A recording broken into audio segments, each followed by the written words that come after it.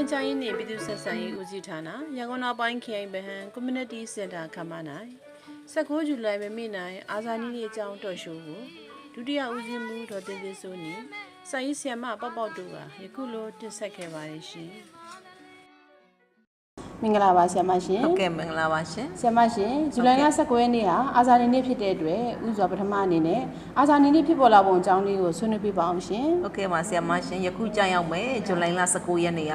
89နှစ်မြောက်အာဇာနည်နေ့ဖြစ်ပါတယ်နော်ဆရာမဟုတ်ကဲ့ပါရှင်အဲ့တော့မြန်မာလွတ်လပ်ရေးကြိုးပမ်းမှုသမိုင်းမှာအများအကျိုးအတွက်ဆောင်ရွက်ခဲ့ကြပါတော့အာဇာနည်လို့ခေါ်ဆိုထိုက်တဲ့မြို့ချစ်တရေကောင်းကြီးတွေကြာဆုံးတဲ့နေ့ကိုကျမတို့ကအာဇာနည်နေ့လို့သတ်မှတ်ထားတယ်ပေါ့နော်ဆရာမဟုတ်ကဲ့ပါရှင်အင်္ဂလိပ်လိုကတော့ဒါ Mother's Day လို့ခေါ်တယ်ဓာတ်ရိုက်ဘာသာပြန်ရင်တော့လုတ်ကြံတက်ဖြတ်ခံသောနေ့လို့တော့เนาะဘာသာပြန်လို့ရတယ်အဲ့တော့အာဇာနည်နေ့ဖြစ်ပေါ်လာပုံကအကြောင်းရင်း2ရက်ရှိပါတယ်နံပါတ်1ကတော့ကလုံဦးဆောင်ကဗိုလ်ချုပ်အောင်ဆန်းကိုမနာလို့မရှုစိတ်နာတစ်ချက်ဒုတိယချက်ကတော့ကိုလိုနီနယ်ချက်တွေကမြန်မာနိုင်ငံကိုမကြခင်လွတ်လပ်ရေးပေးရတော့မယ်ဆိုတော့သူတို့ကပေးချင်ဘူးအဲ့တော့သူတို့ဘာလုပ်လဲဆိုကလုံဦးဆောင်ကလည်းအာနာမတ်တော့သူ့ကိုစွဲတယ်ပေါ့နော်အဲ့တော့ဦးအောင်ဆန်းကိုလုတ်ကြံလိုက်ဦးအောင်ဆန်းမရှိရင်ခမည်းကိုဒုတိယနိုင်ဝင်လဲပေးမယ်လက်နက်တွေလည်းတက်ဆင်ပေးမယ်ဆိုအဲ့နီးနဲ့စွဲအဲ့ချိန်မှာကလုံဦးဆောင်ကလည်းငကိုတွေကဗိုလ်ချုပ်အောင်ဆန်းပေါ်မှာမကျေနပ်တာလေးတွေသူကရှိနေတော့လုတ်ကြံမှုဆိုတာဖြစ်သွားရတယ်ပေါ့နော်အဲ့တော့အဲ့ဒီနေ့ကတော့1948ခုနှစ်ဇူလိုင်လ19ရက်နေ့စနေနေ့မနက်10:38မိနစ်မှာအတွင်းဝင်ရုံမှာဗိုလ်ချုပ်တို့အဖွဲ့ဟာအလ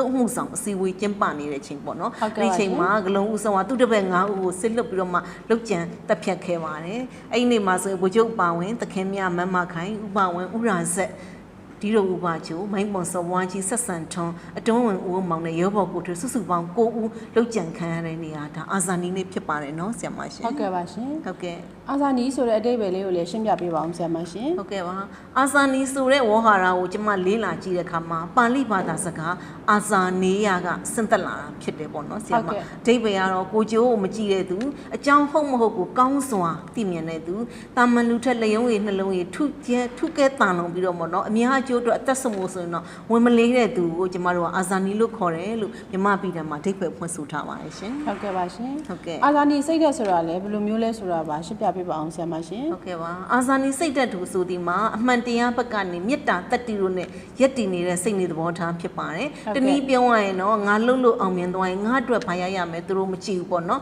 တိုင်းပြည်အတွက်ဘာရရစေမယ်အများအကျိုးအတွက်ဘာရရစေမယ်ဆိုတော့တိုင်းပြည်ကောင်းစားဖို့အများကောင်းစားဖို့ပဲတစိုက်မမတ်တွေးပြီးတော့မှလုပ်တာဒါအာဇာနည်စိတ်ဓာတ်ရှိသူလို့ခေါ်ပါတယ်ရှင်ဟုတ်ကဲ့ပါရှင်ဟုတ်ကဲ့နောက်လူတွေသိဖို့အတွက်ဗိုလ်ချုပ်ရဲ့နောက်ဆုံးမိန့်ခွန်းလေးကိုလည်းဆက်လက်ဆွေးနွေးပြပါအောင်ဆရာမရှင်ဟုတ်ကဲ့ပါလွတ်လပ်ရေးဆိုတာစီးမဲ့ကမ်းမဲ့သဘောမျိုးမဟုတ်ဘူးစီးနဲ့ကမ်းတဲ့သဘောမျိုးတာဖြစ်တယ်ပေါ့နော်စီးနဲ့ကမ်းနဲ့ရှိမှဒါလွတ်လပ်ရေးဆိုတာဖြစ်နိုင်တယ်လွတ်လပ်ရေးရတဲ့ခါမှာအခွင့်အရေးတွေပိုရလာသလိုတာဝန်တွေလည်းပိုလာမယ်အဲ့တော့လွတ်လပ်ရေးရတဲ့ခါမှာဗမာပြည်ကိုကာကွယ်ရန်တာဝန်ဟာမြန်မာပြည်သူပြည်သားများအားလုံးရဲ့အဓိကတာဝန်ဖြစ်ပါတယ်ဆိုပြီးဗိုလ်ချုပ်ကသူမကြဆုံးခင်ရက်သက်တပတ်ခန့်အလိုဆိုတော့1949ဇွန်လ23ရက်နေ့မှာဆိုမြို့တော်ခမ်းမမှာကျင်းပတဲ့ပြည်သူ့အစည်းအဝေးကြီးမှာဗိုလ်ချုပ်ဟောကြားခဲ့တဲ့နောက်ဆုံးမိန့်ခွန်းဖြစ်ပါတယ်နော်ဟုတ်ကဲ့ပါရှင်အာဇာနည်နေ့အတွက်ဆရာမရဲ့အကြံပြုချက်ကလေးကိုလည်းပြပြပေးပါအောင်ရှင်ဟုတ်ကဲ့ပါအာဇာနည်နေ့ဆိုဒီမှာဒါကျမတို့နှစ်စဉ်အဲ့ဒီနေ့ရောက်တိုင်းမှာရုံးတရက်ပိတ်တယ်ကျောင်းပိတ်တယ် holiday တရက်ရတယ်ပေါ့နော်ကလေးတွေပြူကြတယ်ခေါင်းဆောင်ကြီးတွေကြာဆုံးတဲ့နေ့မှာအုပ်အောတွေဆွဲမယ်နောက်ပြီးကျမတို့ကသွားပြီးလွမ်းသူပန်းငွေတွေချမယ်တချို့ကြတော့လည်းအိမ်မှာအလှူဒါနလုပ်ပြီးတော့မှအမျှပေးတယ်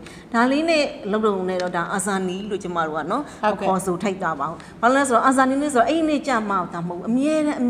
လွတ်လပ်ရေးကိုသူတို့ကြိုးပမ်းခဲ့တာဆိုကျမတို့ကနေ့စဉ်နေ့တိုင်းတတိယမှာဒါအာဇာနည်နေ့ဖြစ်ပါတယ်နော်ဒီကတော့သူတို့ကကျမတို့ဗိုလ်ချုပ်တို့ကအသက်ဆုံးပြီးကြိုးပမ်းအရယူပေးခဲ့တဲ့လွတ်လပ်ရေးရဲ့တန်ဖိုးရှိပုံနဲ့ဒီမိုကရေစီရဲ့အနက်အဓိပ္ပာယ်ကိုကျမတို့ပြည်သူပြည်သားတွေကကောင်းစွာနားလည်သဘောပေါက်ဖို့လဲလိုပါတယ်ဒီတော့ကျမတို့ကစီကံရှိရမယ်တာဝန်သိရမယ်ပေါ့နော်အဲ့တော့ကျမတို့လူသားအားလုံးကကိုကျိုးမဖက်ပဲလိုအပ်ရင်ကိုနိုင်ငံတိုးတ